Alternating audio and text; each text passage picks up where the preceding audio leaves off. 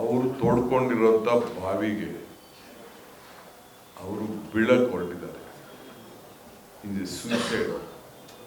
ಈಗ ಹೆಂಗೆ ನಾವೇ ಇನ್ವೆಸ್ಟಿಗೇಷನ್ ಮಾಡ್ತಾ ಇದ್ದಂಥ SIT ಮಾಡಿಬಿಟ್ಟು ಏನು ವಾಲ್ಮೀಕಿದು ಎನ್ಕ್ವೈರಿ ಮಾಡ್ತಾ ಇದ್ರು,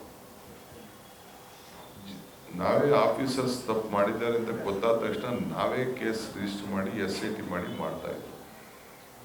89 ಕೋಟಿ ಅದನ್ನು 180 ಕೋಟಿ ಅಂತ ಅದನ್ನು ಬಿಂಬಿಸ್ತಾ ಇದ್ರು. 189 ಕೋಟಿ ಅಂತ ಬಿಂಬಿಸ್ತಾ ಇದ್ರು. ನಾವೇ ಅರೆಸ್ಟ್ ಮಾಡಿಸಿದ್ವಿ.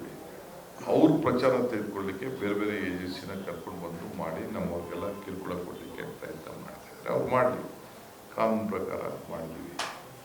ಈಗ ಅದರಿಂದ ಏನಾಯಿತು, ನಾವು ಅವ್ರಿಗೆ ಅಲೋ ಮಾಡ್ದೋ, ವಿ ಅಲೋಡ್ ದೆಮ್. ಎಸ್, ನಾವೇನು ತಪ್ಪು ಮಾಡಿಲ್ಲ, ಆಫೀಸರ್ಸ್ ಮಾಡಿದ್ದಾರೆ.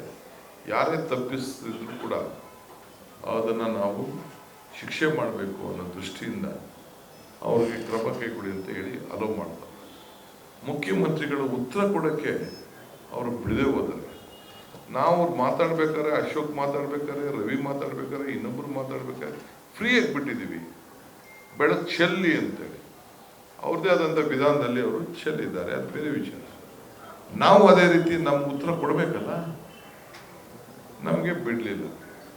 ಸೊ ನಾವು ಆ ಸಂದರ್ಭದಲ್ಲಿ ನಮ್ಮ ಮುಖ್ಯಮಂತ್ರಿಗಳು ಅವರ ಕಾಲದಲ್ಲಿ ಇದೇ ರೀತಿ ಹಗರಣಗಳನ್ನು ಯಡಿಯೂರಪ್ಪನವ್ರು ಮುಖ್ಯಮಂತ್ರಿ ಆಗಿದ್ದಾಗ, ಬೊಮ್ಮಾಯಿ ಮುಖ್ಯಮಂತ್ರಿ ಆಗಿದ್ದಾಗ, ಎಲ್ಲ ಮಂತ್ರಿಗಳಿದ್ದಂಥ ಸಂದರ್ಭದಲ್ಲಿ CAG ವರದಿಗಳಿವೆ, ರಿಪೋರ್ಟ್ಗಳಿದೆ. ಅವನ್ನೆಲ್ಲ ನಾವು ಬಿಚ್ಚಿ ಹೇಳೋದಕ್ಕೆ ಅದಕ್ಕೆ ಅವಕಾಶನೇ ಕೊಡಲಿಲ್ಲ. ಸೊ ಅದಕ್ಕೆ ಮುಖ್ಯಮಂತ್ರಿಗಳು ರಿಟರ್ನ್ ಸ್ಪೀಚು ಮಾಡಬೇಕಾದ ಪರಿಸ್ಥಿತಿ ಬಂತು.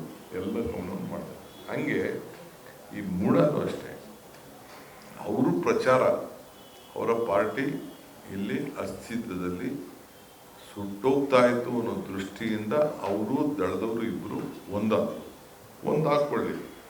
ರಾಜಕೀಯದಲ್ಲಿ ಇವೆಲ್ಲ ಸಾಧ್ಯತೆ ಏನು ಬೇಕಾದ್ರೂ ಆಗ್ತದೆ. ಅವ್ರ ಪಾರ್ಟಿ ಇರ್ತದೋ, ಅವ್ರ ಮರ್ಜಿ ಆಯ್ತಾರೋ, ಇವ್ರ ಮರ್ಜಿ ಆಯ್ತಾರೋ, ಏನು ಬೇಕಾದ್ರೂ ಮಾಡ್ಕೊಳ್ಳಿ, ಅವ್ರು ಬಿಟ್ಟಿದ್ರು. ಅದಕ್ಕೆ ಅವ್ರ ಕಾಲದಲ್ಲೇ ನಡೆಸಿದಂಥ ಹಗರಣಗಳು ನಮ್ಮ ಬೈರತಿ ಸುರೇಶ್ ಅವರು ಹೇಳ್ತಾ ಇದ್ರು, ನಾನೆಲ್ಲ ಬಿಚ್ಚಿದ್ದೇನೆ ಅಂತ. ಅದಕ್ಕೆ ಅವಕಾಶ ಕೊಡ್ತಿಲ್ಲ. ಅದಕ್ಕೆ ಈಗ ಅವರು ಪಾದಯಾತ್ರೆ ಮಾಡೋಕ್ಕೆ ಕೊಟ್ಟಿದ್ದಾರೆ. ನಾವು ಅವ್ರದ್ದೆಲ್ಲ ಕಂಪ್ಲೀಟ್ ಏನೇನಿದೆ, ಅವ್ರ ಕಾಲದಲ್ಲಿ ಯಾರು ಎಷ್ಟು ಸೈಟ್ ತೊಗೊಂಡಿದ್ದಾರೆ, ಏನು ತೊಗೊಂಡಿದ್ದಾರೆ ಎಲ್ಲ ನಾವು ಕೊಡಿದ್ದೀವಿ.